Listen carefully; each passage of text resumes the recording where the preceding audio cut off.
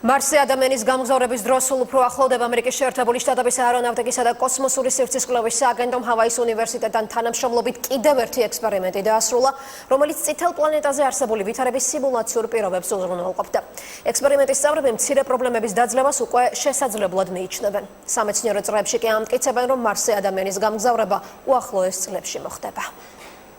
5, 4, 3, 2, 1. 365 დღიანი კვლევის შემდეგ შეერთებული შტატების აერონავტიკისა და კოსმოსური სივრცის კვლევის სააგენტომ იგივე NASA-მ მარსზე ცხოვრების ექსპერიმენტი დაასრულა. ჰავაის უნივერსიტეტთან ერთად ერთწლიანი ექსპერიმენტი მარსის სიმულატორში მიმდინარეობდა. აერონავტიკისა და კოსმოსური სივრცის კვლევის სააგენტომ ექსპერიმენტის ადგილად ჰავაის კუნძულები შეარჩია. სიმულაციაში მონაწილეობა 6 ადამიანმა მიიღო.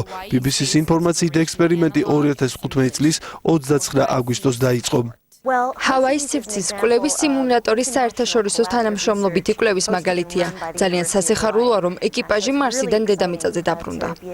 ფრანგი ასტრობიოლოგი, გერმანელი ფიზიკოსი და 4 ამერიკელი, მათ შორის მფრინავი არქიტექტორი, ჟურნალისტი და აგრონომი 93 კვადრატული მეტრის ფართობის გეოდეზიურ გუმბათში ცხოვრობდნენ, ისე რომ არც ერთ მათგანს პირადი სივრცე არ ჰქონდა.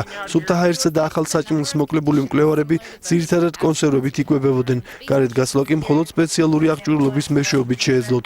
ექსპერიმენტის მთავარი მიზანი წითელ პლანეტაზე სამომავლო მისიებისთვის მგზამკვლევების შექმნა და იმის გაგება იყო, თუ რას გრძნობს ადამიანი მსგავს პირობებში. კვლევა ძალიან მნიშვნელოვანია. იკრიბება ეკიპაჟი, დგინდება როგორ მუშაობენ ადამიანები სხვადასხვა სახის მისიებში. ვლინდება ადამიანური ფაქტორის ელემენტები კოსმოსში მოგზაურობისა და კოლონიზაციის პირობებში.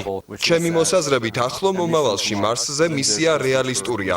ვფიქრობ, რომ ტექნოლოგიური და ფსიქოლოგიური დაბრკოლებების გადალახვა შესაძლებელია.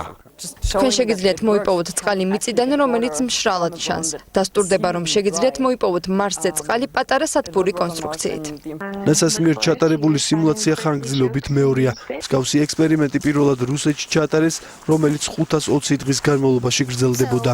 მეცნიერები ვარაუდობენ, რომ ადამიანი მარსზე 1-დან 3 წლამდე პერიოდში გაემგზავრება.